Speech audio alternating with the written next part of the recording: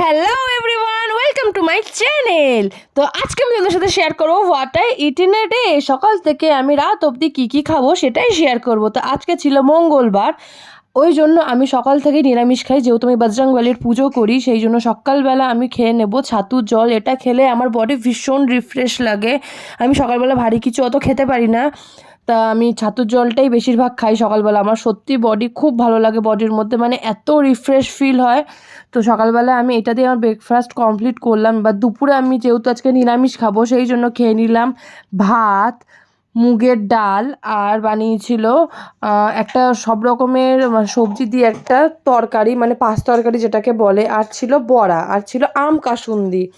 আমি সব কিছু খেয়ে নেওয়ার পরে আমার মনে হয়েছে আরে আমি তো what I it in a day shoot করছি, তো সেটা ওই ভিডিওগুলো নিতে ভুলে গেছিলাম, ওই জন্য আমি আমার বুনুর থালা থেকেই দেখিয়ে দিলাম। আর রাতে আমি আজকে খেয়ে নেবো মশালা ম্যাগি চাট। এটা আমার বনু বানিয়েছিল, অনেক কিছু দিয়ে কীভাবে বানিয়েছিল সেটা আমি জানি না, ভীষণ টেস্টি হয়েছিল। যদি তোমরা এটার রেসিপি চাও তো আমি দিয়ে দেবো চ্যানেলে। আর আমার মুখের অবস্থা দেখে ইগনোর করো, যেহেতু এই গরমের মধ্যে আমি রেডি ফেডি হয়ে ভিডিও বানাতে পারবো না, প্রচুর গরম পড়েছে বাবা। এই গরমের মধ্যে সেজে গুজে ভিডিও বানানো অসম্ভব। তো নেক্সট ভিডিও নিয়ে পরে চলে আসছি, বাই।